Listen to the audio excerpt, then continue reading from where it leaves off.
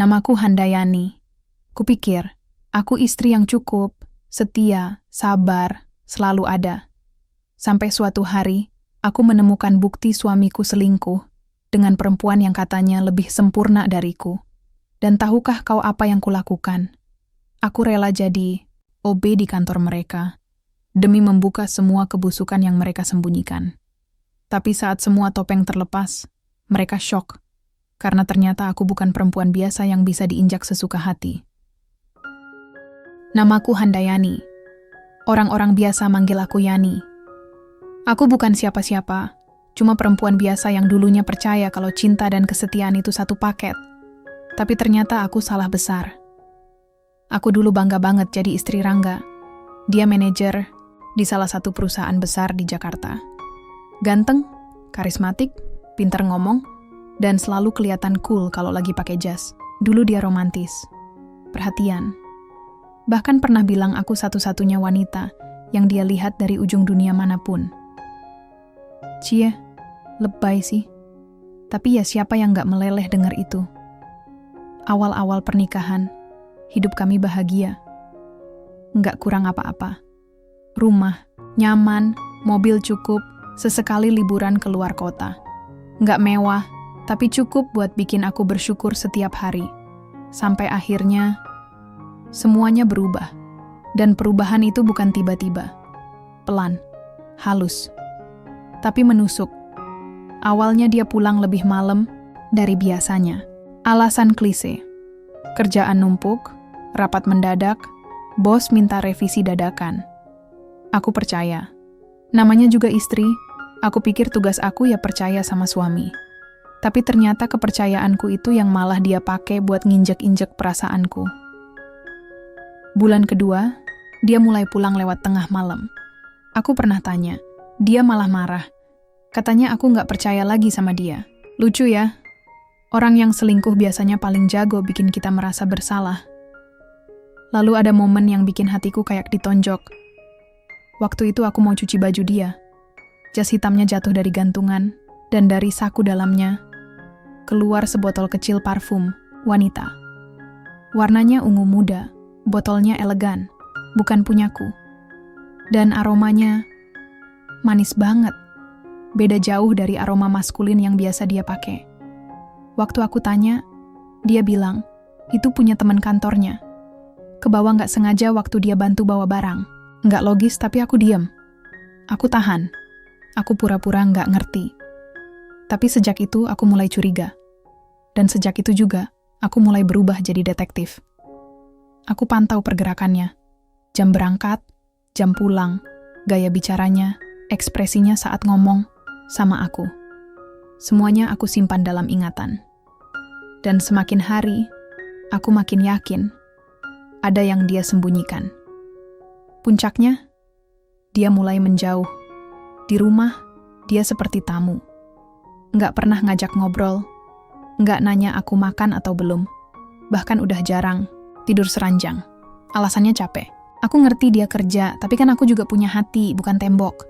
Aku tahu, kalau aku terus diam, aku bisa gila sendiri. Jadi aku bikin keputusan yang bahkan bikin aku sendiri kaget. Aku akan cari tahu siapa perempuan itu.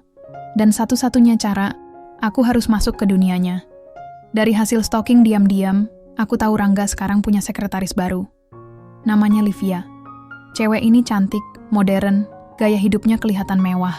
Tiap aku buka akun fake Instagram dan cari tag lokasi kantor suamiku, sering banget wajah dia muncul. Kadang lagi ngopi di pantry, kadang selfie di lift, dan kadang ada bayangan tangan pria yang mirip banget sama suamiku. Aku makin yakin. Livia lah perempuan itu. Tapi gimana aku bisa buktiin?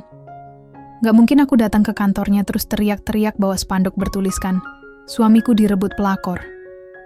Jadi aku bikin keputusan gila. Aku melamar jadi OB di kantornya. Iya, kamu gak salah. Dengar, aku, Handayani, istri seorang manajer, ngelamar kerja jadi office boy. Atau dalam kasusku, office girl. Temanku, si Rini, bantu bikinin CV palsu. Aku ganti nama jadi Yani Suprapti. Aku bilang aku janda beranak satu, butuh kerjaan buat bayar kos. Aku poles wajahku jadi kusam. Aku ganti gaya rambutku yang biasa tergerai jadi diikat asal-asalan. Aku potong kuku dan bawa tas lusuh biar makin meyakinkan. Dan anehnya, aku diterima. Waktu aku pertama kali masuk ke kantor itu, pakai seragam OB warna abu-abu pudar, rasanya nyesek. Bukan karena aku gengsi, tapi karena aku tahu, aku rela nginjek harga diriku sendiri demi dapat kebenaran. Tapi ini bukan soal harga diri. Ini soal pernikahan yang hampir aku pertaruhkan nyawaku untuk pertahankan. Ini soal suami yang aku cintai, tapi ternyata lebih memilih wanita lain yang bahkan gak tahu arti kata setia. Dan sejak hari pertama aku menginjakkan kaki sebagai OB di kantor itu, aku tahu ini bukan cuma pekerjaan, ini perang. Dan aku siap. Hari pertama aku kerja sebagai OB di kantor Rangga, rasanya absurd banget. Dulu aku sering menganterin dia pagi-pagi pakai mobil, sekarang aku malah jalan kaki, bawa tempat makan dari rumah, dan pakai seragam yang kebesaran. Ironis? Banget. Tapi aku gak punya waktu buat ngerasa malu. Fokusku cuma satu, ngungkapin siapa sebenarnya perempuan yang udah ngerebut suami aku diam-diam. Pagi itu, aku disambut sama suara bel pabrik. Maksudku, bel kantor yang kenceng banget. OB senior nyuruh aku bersihin pantry, isi galon, dan bawa tumpukan kertas ke ruang meeting. Semua kerjaan aku sikat, gak masalah. Capeknya bisa ditawar tapi rasa penasaran ini enggak. Dan akhirnya, aku lihat dia. Livia, cewek yang dari foto Instagram aja udah kelihatan nyolot. Tapi aslinya, ternyata lebih nyolot lagi. Wajahnya tirus, alisnya cetar, bibirnya merah menyala. Pakai blazer putih dan rok pensil ketat. Langkahnya kayak jalan di runway. Dan dia ngelihat aku kayak aku ini debu di sepatunya. Mbak, kopi saya jangan kebanyakan gula ya. Saya diet, katanya sambil nyodorin muk ungu. Wangi parfumnya, yes, itu dia. Parfum yang pernah aku cium dari jas Rangga. Fix, aku senyum. Siap, Mbak. Padahal dalam hati aku mau bilang, gak usah takut diabetes, takut aja sama karma. Selama beberapa hari aku mulai perhatiin interaksi mereka. Livia sering masuk ke ruangan Rangga sambil bawa dokumen, terus keluar dengan senyum manja. Kadang, tangannya nyentuh-nyentuh bahu Rangga. Dan suamiku, gak mundur. Dia malah kelihatan nyaman. Yang paling nyakitin itu bukan mereka bersentuhan, tapi tatapan Rangga ke Livia. Tatapan yang dulu pernah aku dapat. Tatapan yang bikin aku ngerasa paling dicintai. Sekarang, dia kasih tatapan itu ke orang lain. Malam-malam pun makin aneh. Dia bilang lembur. Tapi aku tahu kantor udah sepi jam 7 malam. Aku masih di situ, bersihin toilet, isi ulang tisu, ngerapihin ruang meeting yang gak dipakai siapa-siapa. Tapi lampu di ruang Rangga masih nyala.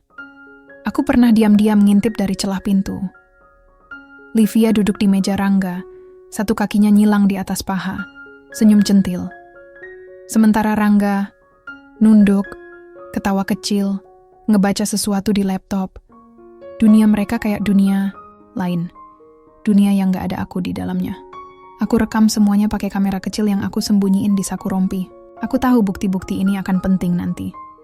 Tapi sumpah, tiap kali aku lihat mereka berdua, rasanya aku pengen nyerah. Hati aku tuh bukan batu. Aku masih sayang, masih berharap ini semua cuma mimpi.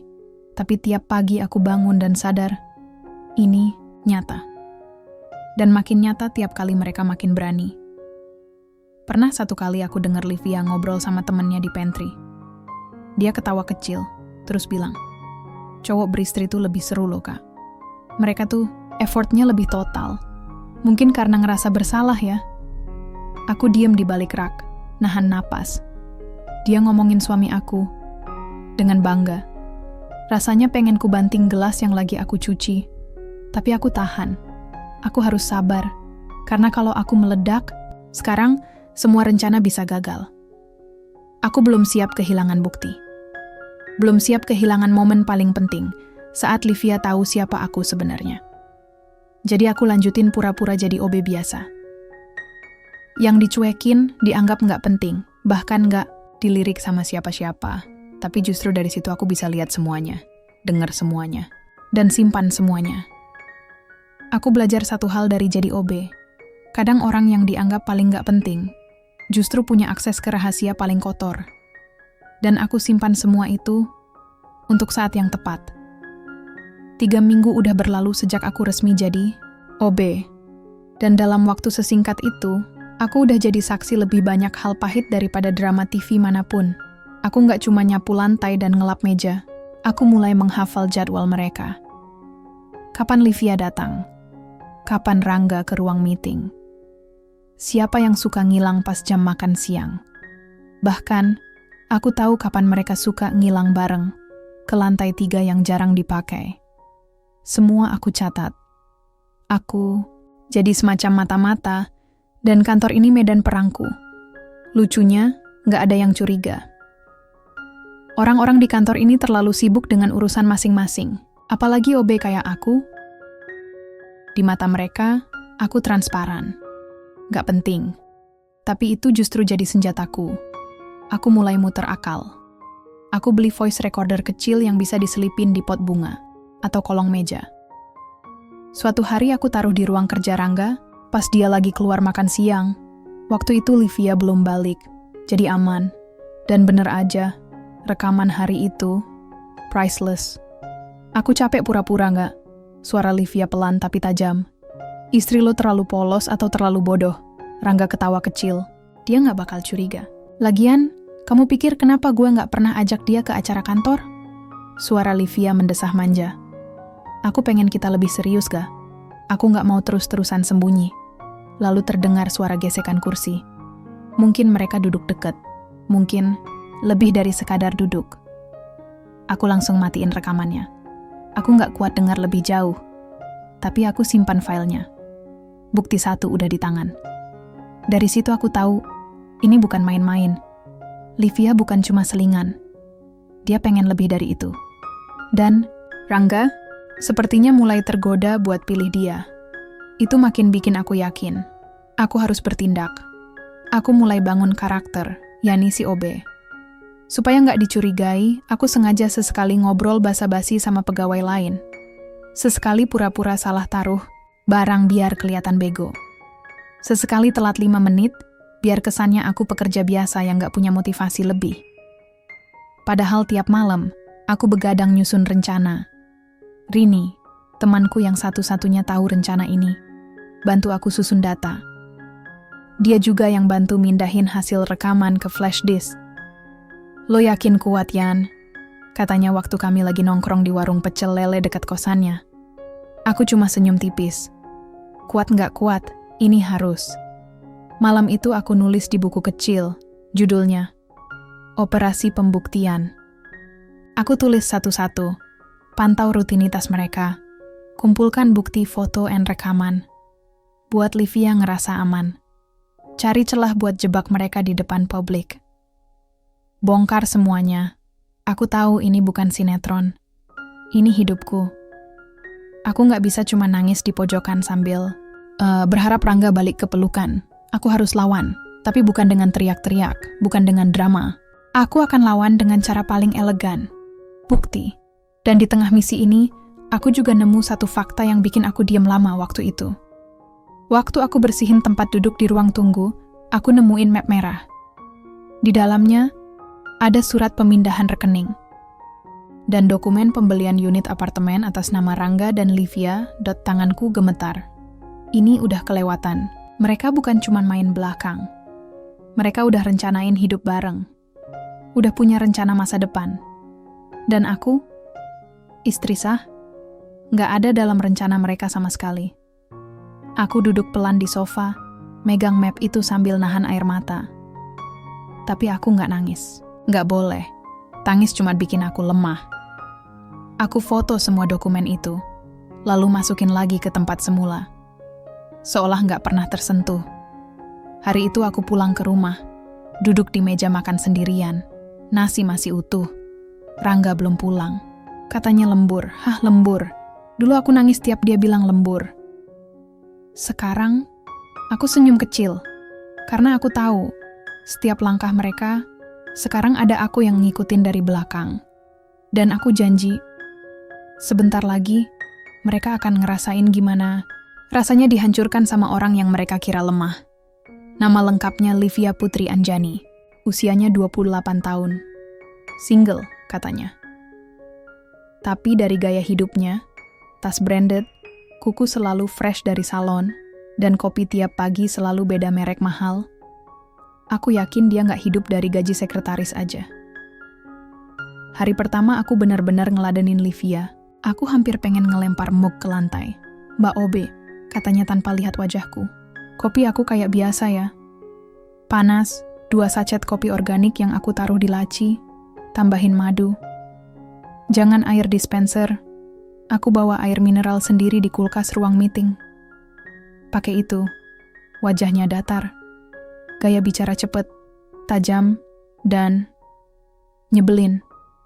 Aku cuma jawab pelan, "Siap, Mbak." Padahal dalam hati aku teriak, "Loh, kopi aja ribet banget, Mbak. Udah ngerebut suami orang, ngopi juga harus drama." Tapi aku tahan. Karena sekarang, aku bukan Handayani, istri yang diselingkuhi. Aku cuma Yani, Obe yang harus patuh. Dan dari posisi itu, aku bisa lihat semua sisi Livia yang gak ditampilin ke publik. Misalnya, tiap pagi dia selalu datang lebih pagi dari semua staf. Tapi bukan buat kerja, lebih sering dia duduk di ruang Rangga, diskusi sambil senyum-senyum, dan kadang bahkan benerin dasi Rangga langsung di lehernya. Aku ngintip dari balik pintu kaca, rasanya pengen melempar tali pel. Tapi satu hari, aku lihat celah. Waktu itu Livia panik karena flash disknya hilang. Dia nyari-nyari di meja, di tas, bahkan nelpon Rangga sambil setengah teriak. "File presentasi aku ada di situ semua. Kalau sampai hilang bisa kacau satu kantor." Aku langsung gerak, soalnya aku tahu, aku yang nyapu tadi pagi, dan aku lihat flash disk itu jatuh ke kolong meja. Aku ambil dan simpan dulu. Sengaja, aku nunggu sampai dia mulai frustasi. Baru aku datengin dengan muka lugu. "Maaf, Mbak. Ini nemu waktu nyapu tadi, pagi. Gak sengaja masuk ke sela kaki meja." Wajahnya langsung berubah. Kayak nemu oksigen setelah tenggelam. "Ya ampun, kamu yang nemu? Astaga, kamu penyelamat aku hari ini," katanya sambil senyum, untuk pertama kalinya, dan pegang tangan aku sebentar. Aku cuma senyum kecil. "Iya, Mbak, gak sengaja kok." Dan dari situ, dia mulai melihat aku. Besok-besoknya, dia mulai ngajak aku ngobrol. Awalnya cuma basa-basi. "Nama kamu siapa?" "Yani, Mbak." "Kamu kerja udah lama?" "Baru, Mbak. Anak saya masih kecil, jadi ya butuh kerja apa aja." Aku bawa karakter janda tangguh dengan baik. Aku bikin dia merasa lebih tinggi, lebih hebat. Biar dia nyaman, biar dia lengah, dan berhasil. Suatu sore, Livia duduk sendiri di pantry sambil ngerokok. Gak boleh sih, tapi siapa yang berani negur dia? Aku datang buat bersihin meja, tapi dia nyuruh aku duduk. "Mbak Yani, kamu pernah gak ngerasa jadi pilihan kedua?" Aku langsung kaget, tapi cepet-cepet jawab, "Pernah, Mbak. Sakit banget rasanya." Dia tertawa kecil. "Aku juga.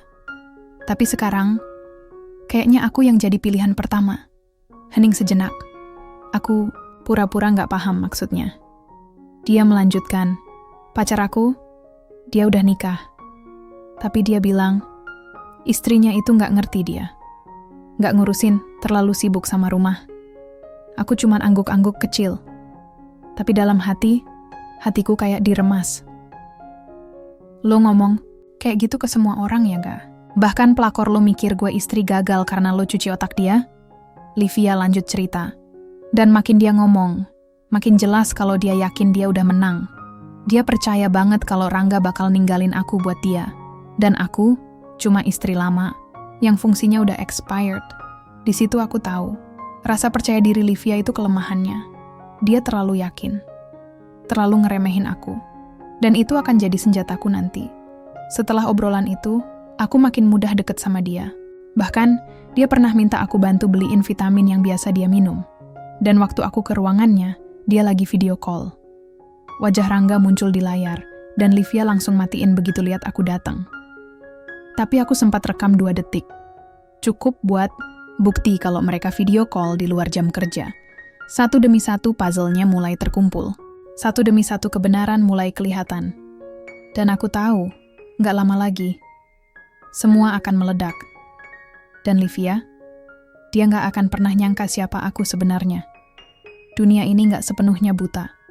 Dan orang-orang di kantor ini ternyata nggak sebodoh yang aku kira. Awalnya aku pikir cuma aku yang tahu soal perselingkuhan Rangga dan Livia. Tapi makin lama aku di sini, makin aku sadar, ada yang tahu, tapi pura-pura nggak lihat. Ada yang curiga, tapi takut ngomong. Dan ada juga yang tahu semuanya, tapi nunggu momen yang tepat buat buka suara. Salah satunya, namanya Mas Ardi, staf IT, agak pendiam, kelihatan kayak nggak peduli sama urusan orang. Tapi dia selalu ada di pantry pas Livia lagi manja-manjaan nelpon. Matanya ngelirik, telinganya nyimak. Suatu hari aku lagi bersihin keyboard di ruangannya. Iseng, aku lempar kode.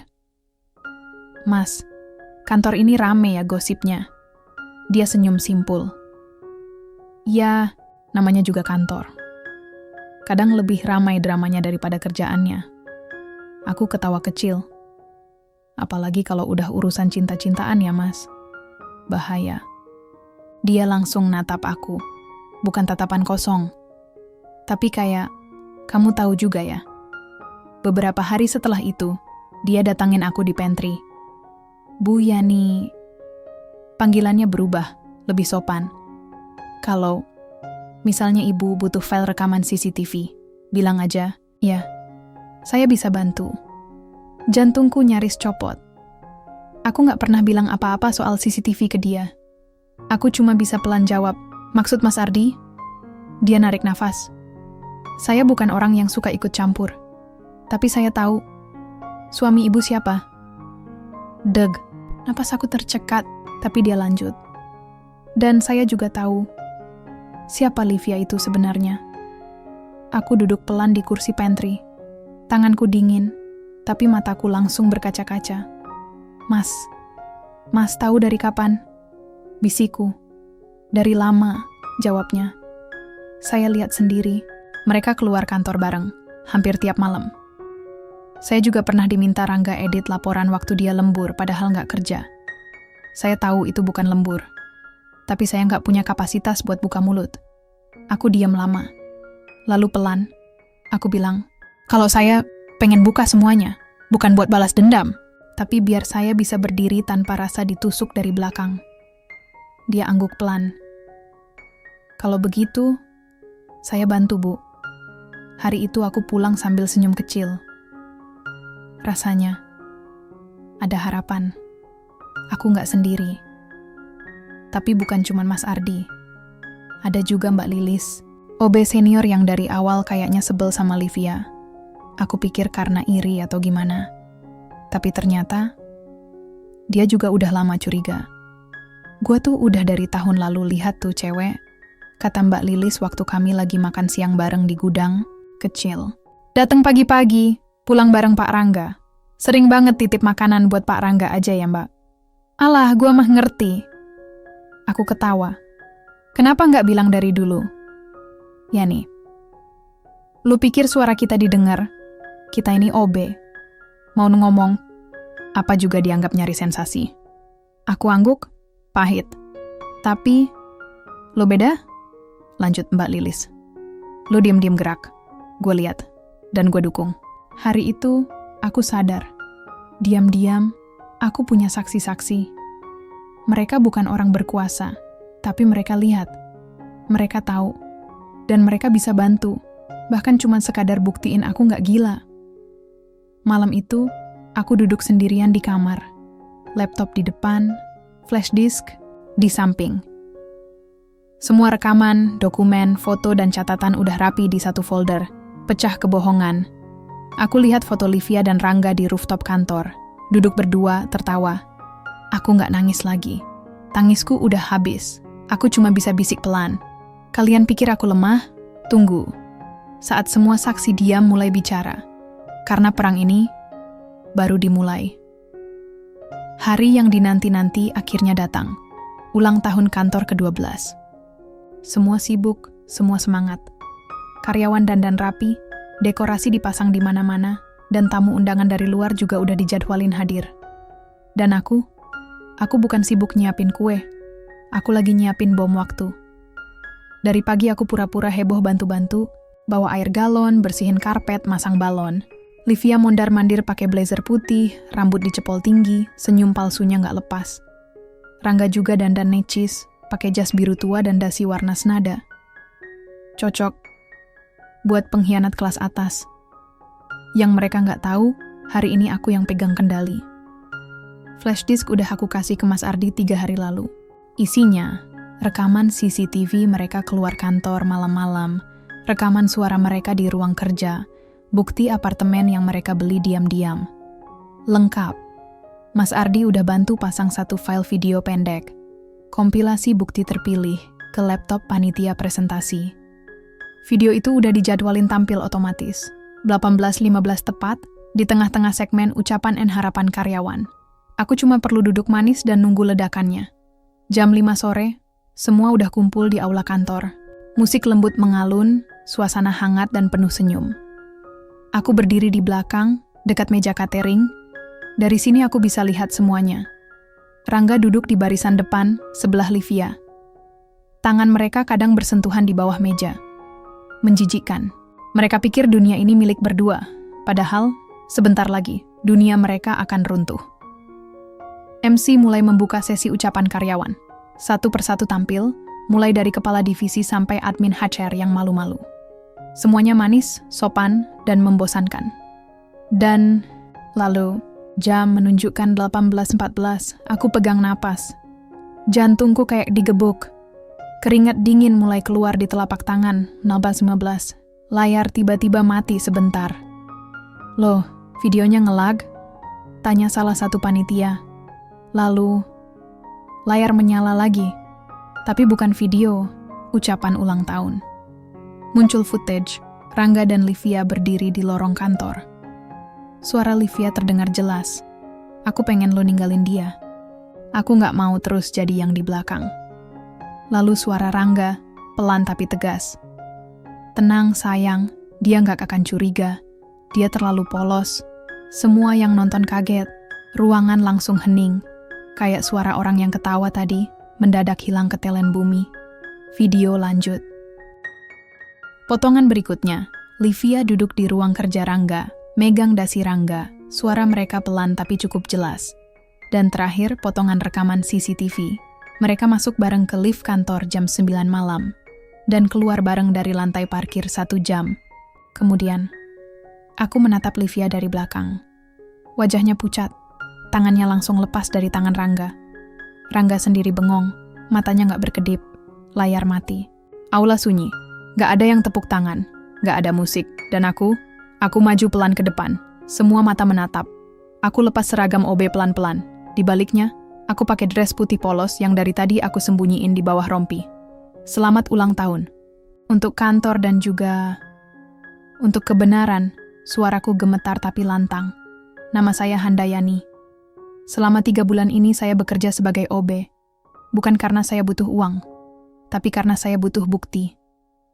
Aku pandang Rangga. Dia nggak berani balas tatapan. Saya adalah istri sah dari Rangga. Dan hari ini, saya resmi buka semua kedok kalian.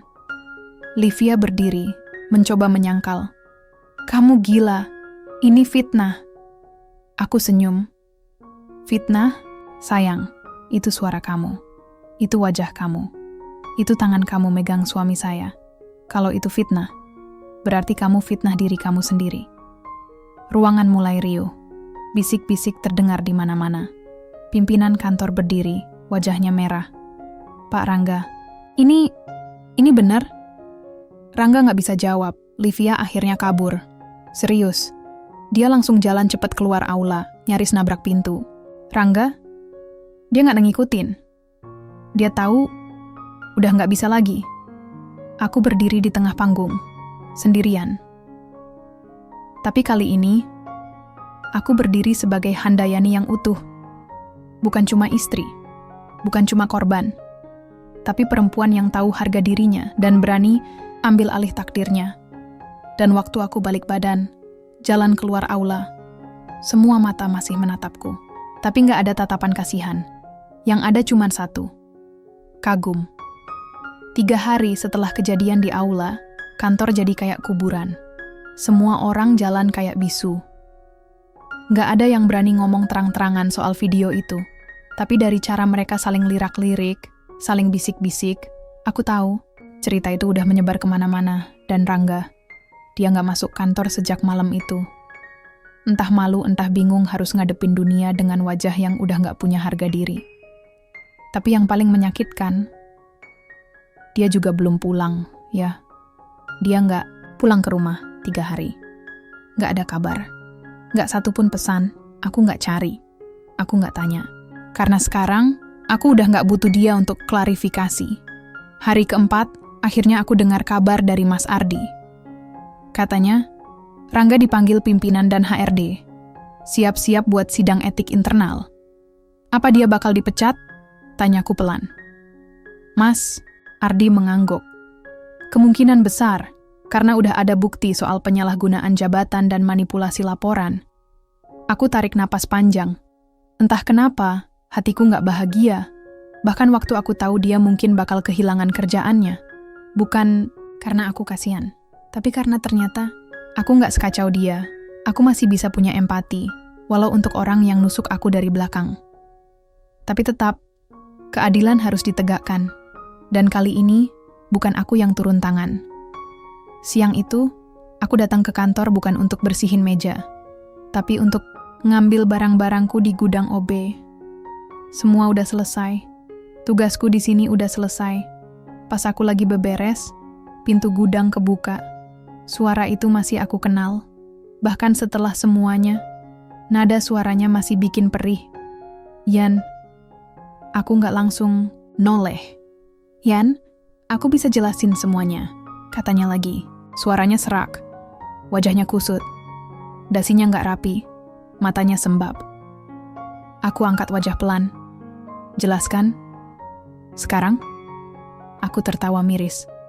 Setelah semuanya terekam jelas, setelah semua orang tahu kamu suami yang khianat, dia maju selangkah. Aku, hilaf, Yan. Aku ngerasa kamu berubah. Kamu sibuk sama rumah, sama anak. Aku merasa kesepian. Nah, aku tunjuk dia tajam. Kesepian. Kamu selalu cari alasan buat pembenaran. Kamu bilang aku berubah. Tapi kamu pernah nanya nggak? Aku berubah karena apa? Dia diam. Aku berubah karena aku capek. Karena kamu pulang makin malam, makin dingin, makin jauh. Aku pikir, aku yang salah. Tapi ternyata, kamu udah punya orang lain. Aku melangkah mendekat, berdiri tepat di depannya. Mataku nembus matanya. Dan sekarang, kamu mau minta maaf? Dia tertunduk. Aku salah. Aku kehilangan semuanya. Aku dipecat, Yan. Aku nggak tahu harus kemana. Hatiku tercekat, tapi aku tetap berdiri tegak. Waktu kamu selingkuh, kamu tahu nggak aku harus jadi apa? Aku harus jadi orang lain. Masuk ke dunia yang kamu sembunyiin, dan nelen semua rasa sakit tanpa suara. Tanganku mengepal. Kamu kehilangan kerjaan. Tapi aku kehilangan kepercayaan. Dan itu nggak bisa dibeli balik. Rangga nangis. Aku nggak pernah lihat dia segitu rapuh. Tapi aku juga nggak bisa lagi lihat dia sebagai suamiku. Aku akan urus surat cerai, Ga. Suaraku pelan, tapi pasti. Kita sudahi sampai sini. Dia nggak jawab. Tapi dari caranya menunduk aku tahu. Dia tahu ini akhir. Akhir dari semua kebohongan. Hari itu, aku pulang ke rumah. Sendirian. Tapi ada perasaan lega yang pelan-pelan tumbuh di dadaku. Aku buka jendela. Angin sore masuk bawa bau rumput basah. Matahari hampir tenggelam. Aku duduk di sofa ruang tengah, lalu kubisik pada diri sendiri. Aku bukan lagi korban. Aku penyintas. Dan Rangga, dia mungkin kehilangan segalanya. Tapi aku baru mulai bangun hidup yang baru, yang lebih jujur, lebih kuat, dan lebih mencintai diriku sendiri. Beberapa minggu setelah hari pecah rahasia, Suasana kantor berubah total. Orang-orang lebih hati-hati ngomong, lebih waspada. Semua kayak baru sadar bahwa setiap tingkah bisa jadi bumerang. Dan Livia hilang, gak ada kabarnya. Gak ada jejaknya. Bahkan akun Instagramnya, yang dulu tiap hari upload foto ngopi cantik dan caption sok bijak, tiba-tiba dihapus. Seolah-olah dia lenyap dari permukaan bumi. Tapi gosip, seperti biasa, tetap jalan lebih cepat dari berita resmi.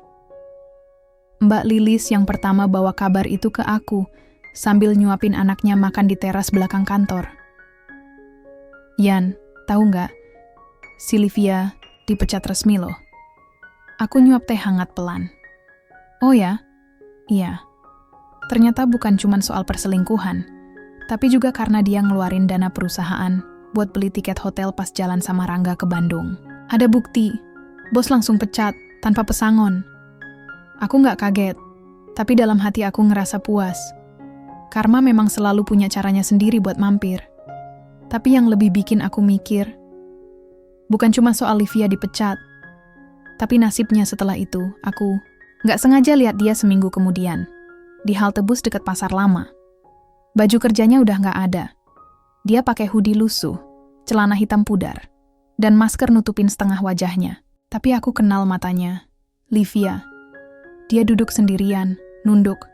Gak ada tas kerja mewah. Gak ada heels berkilau. Cuman seorang perempuan yang kehilangan arah. Aku berhenti beberapa meter. Gak ngomong. Gak nyapa. Cuman diem. Dan memperhatikan. Ada perasaan aneh di dada, bukan bahagia. Bukan sedih juga. Lebih ke pembelajaran. Livia pernah berdiri di atas panggung, sombong, angkuh. Bangga jadi perempuan karier yang bisa ngerebut suami orang. Tapi sekarang, gak ada panggung, gak ada tepuk tangan, hanya sepi dan ironi. Beberapa hari kemudian, Livia akhirnya kirim pesan. Dari nomor yang gak kusimpan. Bu Yani, saya tahu saya gak pantas minta maaf. Tapi saya mohon, izinkan saya bicara sekali saja. Saya butuh minta maaf langsung. Kupandangi layar ponsel cukup lama. Dan akhirnya, kubalas. Temui saya di tempat pertama kita ketemu. Pantry belakang. Dia datang. Lebih kurus, lebih pucat. Rambutnya udah gak serapi dulu. Makeupnya nyaris gak ada. Cuman perempuan biasa yang akhirnya sadar dunia gak selalu bisa dimenangkan dengan licik. Terima kasih udah mau temui saya, katanya pelan. Aku duduk sambil menatap lurus. Ngomong aja, Liv. Dia menunduk. Tangannya gemetar. Saya salah. Saya kira saya bisa ambil semuanya. Rangga, jabatan, penghargaan, tapi ternyata saya gak punya apa-apa. Aku diam. Dia lanjut. Saya iri sama ibu.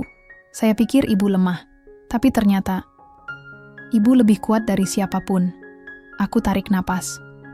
Kenapa kamu lakukan semua itu? Dia menggeleng. Karena saya haus pengakuan. Saya capek jadi orang yang selalu nomor 2. Saya pikir kalau saya bisa merebut suami orang, saya akan merasa berharga. Tapi ternyata itu cuma ilusi. Kami sama-sama diam, lama. Lalu dia angkat wajah. Air matanya jatuh. Saya minta maaf. Dari hati saya yang paling dalam, aku tatap dia. Mataku juga berkaca. Tapi bukan karena luluh. Tapi karena aku tahu, luka yang sama bisa menghancurkan siapapun kalau nggak tahu caranya bertahan. Aku maafin, Liv. Tapi bukan buat kamu. Buat diriku sendiri. Karena aku nggak mau terus bawa dendam itu di hatiku. Dia menutup mulutnya, sesenggukan. Dan aku berdiri pelan. Jaga dirimu, Liv. Perjalanan kamu belum selesai. Tapi jangan pernah lagi ambil jalan yang bikin kamu lupa siapa dirimu. Dia mengangguk. Dan saat aku pergi meninggalkannya di pantry itu, tempat semuanya bermula, aku tahu satu hal. Aku bukan lagi korban dari cerita ini. Aku adalah tokoh utamanya. Dan Livia, dia bukan musuh. Dia cuman orang yang salah arah. Dan akhirnya, harus menelan pahitnya hidup yang dia pilih sendiri. Kalau kamu pernah jatuh sejatuh-jatuhnya, kamu pasti tahu, rasanya berdiri lagi. Itu bukan perkara gampang. Badan bisa bangkit, tapi hati? Gak semudah itu. Tapi aku bangkit juga, akhirnya. Pelan-pelan, langkah demi langkah. Luka masih ada, bekasnya belum hilang. Tapi aku belajar berdamai. Bukan melupakan, tapi menerima.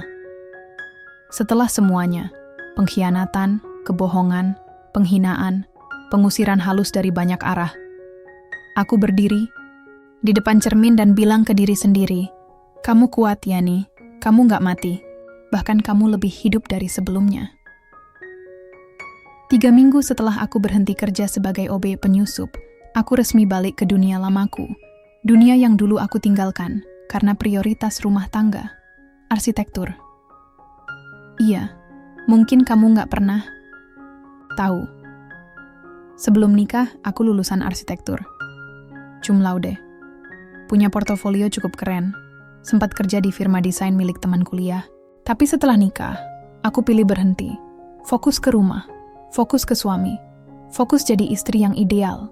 Tapi ternyata, pengorbanan itu gak ada harganya buat orang yang salah. Dan sekarang aku kembali ke tempat yang seharusnya aku ngelamar ke salah satu firma kecil yang baru berdiri. Punya tim muda, semangat tinggi, dan pendekatan desain yang segar. Aku kirim portofolio digital, ditambah surat motivasi yang kutulis malam-malam sambil minum teh dan menahan air mata.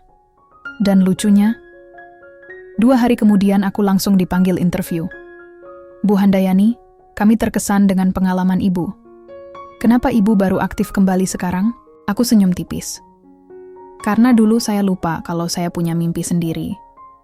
2 minggu kerja di tempat baru, rasanya kayak hidup yang benar-benar baru. Bukan cuma tempatnya yang segar, tapi aku juga merasa hidupku mulai punya warna lagi. Aku desain rumah minimalis, bantu konsep taman kota, bahkan ikut presentasi ke klien langsung. Dan yang paling bikin senang, aku dihargai bukan karena aku istri siapa, tapi karena aku Handayani, arsitek, pemikir, tim yang bisa diandalkan, bos baruku, Mbak Rara, perempuan muda inspiratif yang tegas tapi santai, suatu hari manggil aku ke ruangannya. Yani, aku tahu kamu orang kuat, tapi aku juga tahu kamu sempat patah. Aku pernah baca artikel soal kamu dari salah satu blog HR loh, tentang skandal di perusahaan sebelumnya. Aku agak kaget, tapi aku angguk. Mbak Rara senyum. Kamu nggak perlu khawatir. Di sini kita nggak nilai masa lalu. Kita nilai hari ini dan ide-ide kamu. Dan sejauh ini, kamu keren banget. Aku nyaris nangis saat itu juga. Tapi aku tahan. Aku cuma senyum dan bilang, terima kasih udah percaya. Di rumah, aku juga mulai membenahi semuanya. Aku beresin kamar, buang semua barang-barang yang mengingatkan aku pada Rangga. Baju-bajunya, parfumnya, sisa-sisa kenangan pura-pura. Gak semuanya aku buang karena marah, tapi karena aku gak mau hidup di masa lalu terus. Aku mulai menulis, lagi di jurnal, kebiasaan lama yang dulu aku tinggalin. Isinya bukan cuma keluh kesah, tapi juga mimpi-mimpi kecil. Ingin punya studio sendiri, ingin traveling, ingin belajar lagi. Dan malam-malamku gak lagi dipenuhi pertanyaan, kenapa dia tegak, tapi diganti sama pertanyaan baru.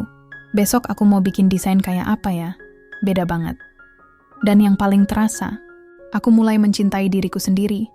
Aku mulai olahraga ringan, makan lebih teratur, belajar masak resep baru, dan ngobrol dengan diriku sendiri di depan kaca. Yani, kamu hebat. Gak semua orang bisa bertahan kayak kamu, tapi kamu bisa. Suatu sore, aku duduk di kafe kecil, buka laptop, ngopi sendirian. Di sebelah ada pasangan muda yang lagi diskusi soal renovasi rumah mereka. Lucu banget, dan aku cuma senyum sambil dalam hati berkata, dulu aku pikir cinta itu cukup, ternyata enggak. Tapi mencintai diri sendiri, itu pondasi utama dari segalanya. Hari itu, aku menulis di jurnal satu kalimat besar. Aku bukan perempuan yang ditinggalkan. Aku perempuan yang memilih untuk berdiri sendiri. Dan percayalah, rasa tenang itu gak bisa dibeli pakai apapun. Dulu, rumah itu selalu terasa sempit. Bukan karena ukurannya, tapi karena isinya, isi kepura-puraan. Isi suara-suara kecil yang bilang aku nggak cukup. Nggak cantik cukup, nggak pinter cukup, nggak menarik cukup buat suamiku. Setiap sudut rumah itu seperti mengingatkanku, kamu kalah. Tapi sekarang, aku memilih untuk meninggalkannya. Bukan karena aku lari, tapi karena aku ingin datang ke tempat yang benar-benar bisa kusebut rumah. Bukan sekadar bangunan, tapi ruang untuk tumbuh, pulih, dan bahagia. Prosesnya nggak gampang. Aku mulai cari-cari kosan, kontrakan, apartemen kecil, bahkan sempat hampir ambil rumah sewa di pinggir kota. Tapi hatiku belum klik. Sampai suatu hari, pas makan siang di kantor, Mas Ardi nyolek aku. Bu Yani, maaf ya, saya tahu ini tiba-tiba banget. Tapi saya punya rumah kosong warisan orang tua. Kecil sih, cuma 2 kamar. Tapi nyaman dan tenang. Kalau ibu belum dapat tempat, boleh banget pakai dulu. Gak usah mikirin biaya dulu. Aku bengong. Mas, aku gak enak. Tolong jangan ditolak dulu. Aku tahu ibu butuh tempat baru. Rumah itu kosong bertahun-tahun. Kalau ibu isi, justru aku senang. Akhirnya, karena dorongan rasa syukur dan butuh banget tempat yang bisa jadi awal baru, aku terima tawarannya. Dengan syarat, aku tetap bayar sewa, meski seadanya. Hari pertama aku masuk rumah itu, rasanya kayak napas panjang yang selama ini. Kutahan, akhirnya keluar juga. Rumah itu kecil, catnya agak kusam, lantainya masih ubin lama. Tapi ada cahaya matahari yang masuk lembut dari jendela ruang tamu, dan suara daun-daun dari pohon mangga di halaman samping bikin tenang. Aku buka semua jendela, lepas jilbabku sebentar, dan biarkan angin sore masuk sambil berkata dalam hati, mulai sekarang, ini rumahmu, Yan. Aku habiskan akhir pekan pertama di rumah itu dengan beberes total. Nyapu, ngepel, ngecat dinding pakai warna krem muda yang bikin ruang jadi hangat. Aku pasang beberapa lukisan kecil, tanaman hias, dan rak buku sederhana. Bukan rumah mewah, tapi tiap jengkalnya, aku yang pilih. Dan itu bikin beda. Tempat tidurku di kamar utama, walaupun cuma kasur busa tebal dengan spray baru, rasanya empuk banget. Bukan karena merek atau harga, tapi karena akhirnya aku bisa tidur tanpa beban. Gak ada lagi suara langkah kaki Rangga pulang tengah malam. Gak ada lagi rasa cemas, takut dibohongi. Gak ada lagi pura-pura, hanya aku, bantal, dan malam yang damai, malam. Itu, aku bikin mie rebus sambil nonton drama Korea favorit. Di tengah cerita, aku ketawa sendirian. Terus berhenti, dan mendadak nangis. Bukan karena sedih, tapi karena aku sadar, ini pertama kalinya aku merasa betul-betul bebas. Aku bisa ketawa tanpa takut. Bisa nangis tanpa ditanya, bisa hidup tanpa harus terus membuktikan nilai diriku ke orang lain. Aku bukan lagi bayangan dari ekspektasi siapapun, aku Handayani. Beberapa minggu kemudian, rumah kecil itu mulai berasa rumah banget. Aku mulai hias dapur, naro lilin aromaterapi, beli teko teh cantik, dan nyicil beli bean bag buat pojok baca. Aku juga mulai undang teman lama datang, sekadar ngopi, ngobrol, atau tukar kabar. Teman-teman bilang aku makin cerah, mataku lebih hidup, dan aku cuma senyum sambil bilang, mungkin karena sekarang aku tinggal di tempat yang kupilih sendiri, dan mereka paham. Rumah ini bukan cuma tempat tinggal, tapi lambang dari pilihan baruku. Hidup tanpa belenggu, tanpa drama, tanpa tekanan. Hanya aku dan dunia yang kupilih untuk aku cintai. Suatu pagi saat aku nyapu halaman, seorang ibu tetangga lewat dan senyum. Bu Handayani, ya? Wah, rumahnya sekarang kelihatan adem banget. Nanti kalau ada waktu, main ke rumah saya ya. Aku senyum lebar. Pasti, Bu. Terima kasih. Dan saat ibu itu melangkah pergi, aku duduk sebentar di teras.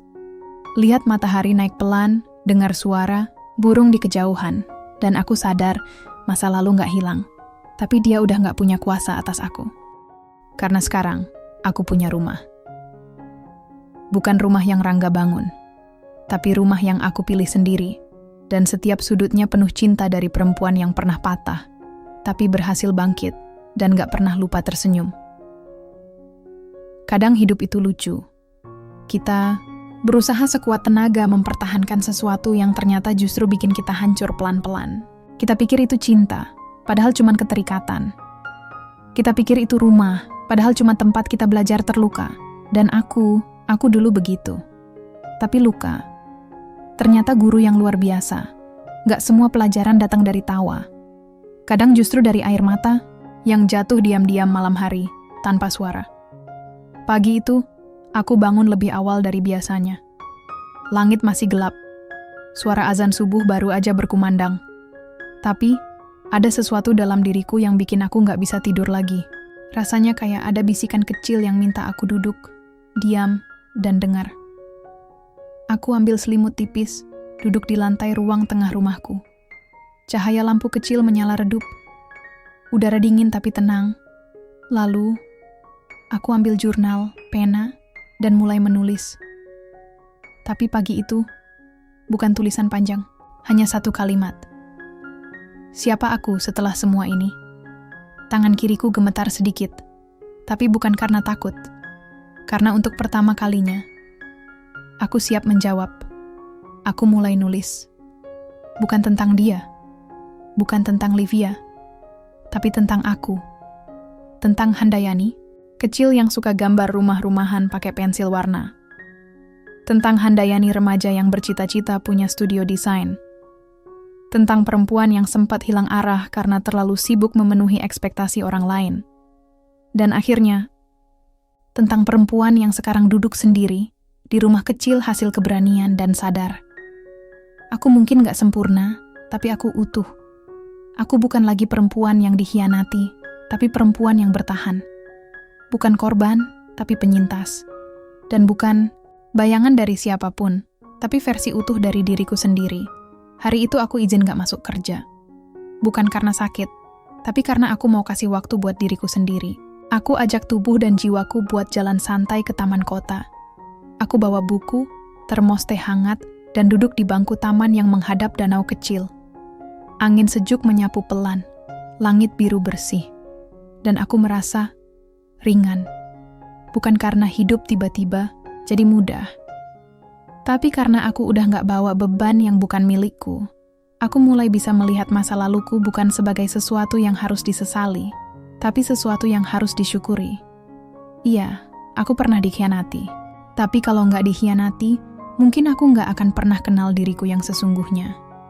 Aku nggak akan pernah tahu betapa kuatnya aku bisa berdiri setelah diseret jatuh. Aku nggak akan pernah ketemu versi diriku yang sekarang, lebih lembut, lebih berani, dan lebih penuh kasih pada diri sendiri. Saat sore menjelang, aku berdiri di tepi danau, lihat bayanganku di air. Rambutku tertiup angin, mata sedikit berkaca, tapi bibir tersenyum. Ini kamu, Yan, bisiku pelan. Yang dulu kamu cari di orang lain, ternyata dari dulu ada di diri sendiri. Aku tarik napas dalam-dalam. Dan untuk pertama kalinya dalam hidupku, aku ucapkan kata-kata yang paling sederhana, tapi paling sulit kuucapkan.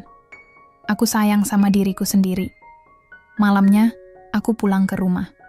Bikin teh chamomile, nyalain lilin kecil yang wanginya lavender, duduk di pojok baca dengan bantal empuk. Dan aku tahu, ini bukan akhir cerita. Ini awal-awal dari hidup yang benar-benar kupilih sendiri. Bukan untuk orang lain, bukan untuk membuktikan apapun, tapi untuk diriku. Untuk jiwa yang pernah pecah, tapi berhasil dirangkai ulang dengan cara yang lebih indah. Aku bukan lagi sekadar mantan istri seseorang. Aku adalah perempuan yang berdiri atas nama dirinya sendiri, mencintai dirinya sendiri, dan tahu betul, bahagia itu nggak harus sempurna. Cukup jujur, dan aku akhirnya bisa bilang, di balik semua luka, aku bertemu aku yang baru, dan aku cinta dia. Hidup itu kadang lucu ya. Waktu kita jatuh, semua orang cepat-cepat menjauh. Tapi begitu kita berdiri lagi, satu-satu mulai balik, pura-pura lupa pernah ninggalin. Dan aku cuma senyum, gak marah, gak dendam. Tapi juga gak lupa. Hari itu aku lagi lembur di kantor, ngerjain desain rumah klien penting. Semua tim udah pulang. Kantor sepi, tinggal suara laptop dan detak jam dinding. Aku suka suasana kayak gitu, tenang, fokus, dan damai. Tiba-tiba HP-ku bunyi. Nama yang muncul bikin tanganku sedikit gemetar. Rangga, ya dia.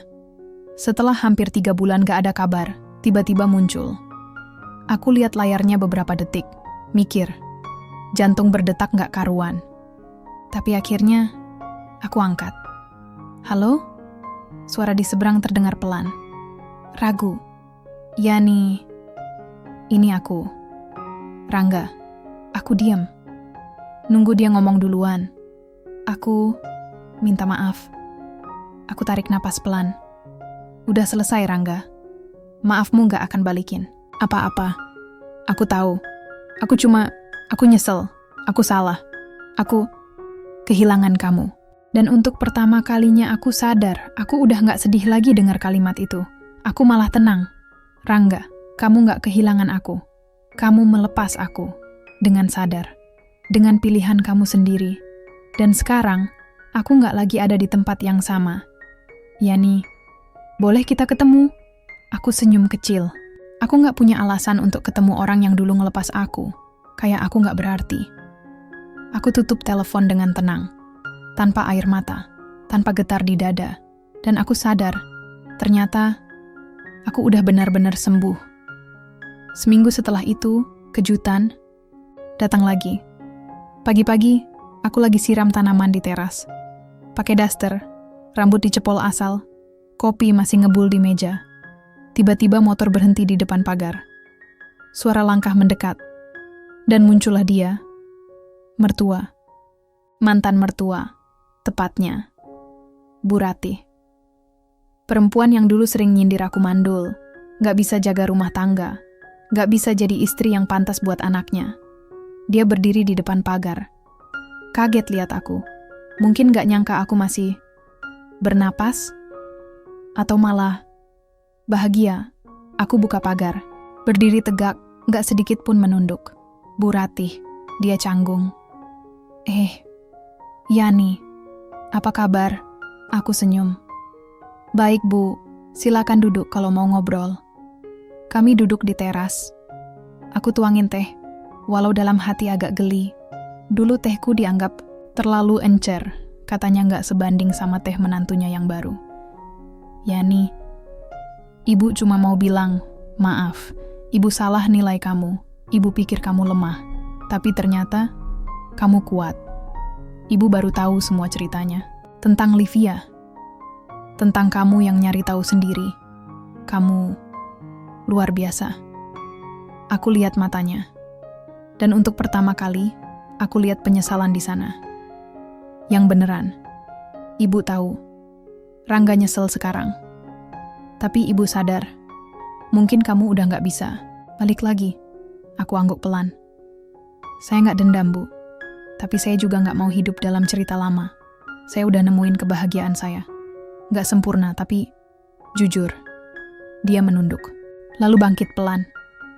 Saya bangga sama kamu, Yani. Maaf atas semua sikap saya dulu. Aku senyum lagi. Semoga Bu Ratih juga nemuin kedamaian di hati. Dia pamit. Aku nganter sampai pagar. Dan saat dia pergi, aku masuk rumah, duduk di sofa, dan nangis. Tapi bukan karena sedih, karena lega. Akhirnya, aku benar-benar merdeka. Dari penilaian orang, dari rasa tidak cukup, dari luka yang selama ini mengikat. Sore harinya, Livia kirim pesan. Cuma 1 baris.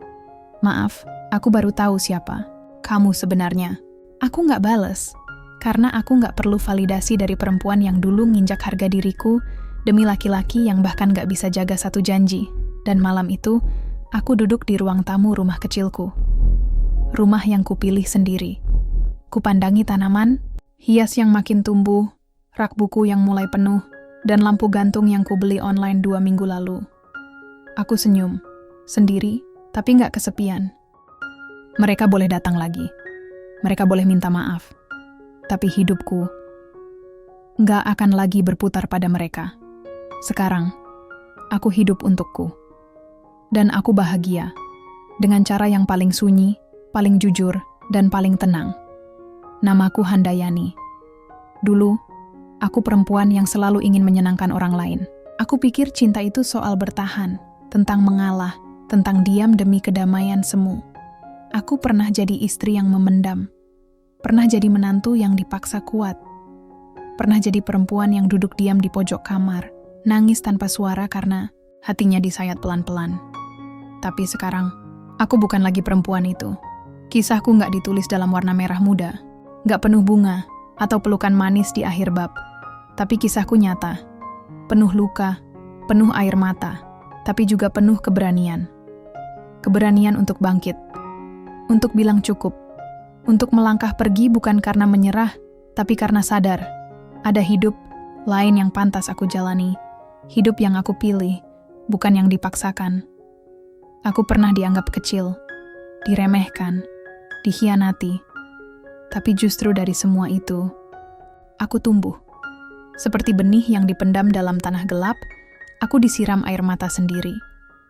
Tapi akhirnya aku tumbuh. Jadi bunga yang mekar bukan karena dipuji, tapi karena memilih tetap hidup, meski badai datang bertubi-tubi. Aku tahu banyak perempuan di luar sana yang pernah ngerasain yang sama. Dikhianati, disalahkan, ditinggalkan. Tapi dengar ini baik-baik. Kamu bukan lemah. Kamu hanya terlalu lama kuat sendiri. Dan saat kamu bangkit, kamu gak perlu jadi orang baru. Kamu hanya perlu kembali jadi dirimu yang lama. Yang pernah percaya pada mimpi, pada tawa, dan pada bahagia yang sederhana. Sekarang aku kerja di tempat yang aku suka. Tiap pagi aku bangun, bikin teh sendiri, siram, tanaman sambil dengerin musik pelan. Rumahku kecil, tapi hangat. Hidupku sepi, tapi damai. Aku gak lagi sibuk menjelaskan siapa diriku ke orang yang gak peduli. Gak lagi ingin dimengerti oleh mereka yang cuma ingin menghakimi. Karena sekarang, aku cukup. Aku cukup untuk diriku sendiri. Ada banyak yang berubah. Tapi, yang paling penting, aku gak lagi takut berjalan sendirian. Karena sendirian bukan berarti kesepian. Sendirian justru kadang jadi cara terbaik untuk mendengar isi hati sendiri. Aku sering ngobrol dengan diri sendiri di depan cermin. Kadang aku bilang, kamu hebat, Yan. Kamu sudah sejauh ini. Dan kamu gak perlu terburu-buru. Nikmati saja langkahmu, sekecil apapun itu. Dan tiap malam sebelum tidur, aku gak lagi dihantui pertanyaan, kenapa aku gak cukup? Karena aku udah tahu jawabannya, aku selalu cukup. Hanya saja, aku sempat lupa melihatnya. Namaku Handayani.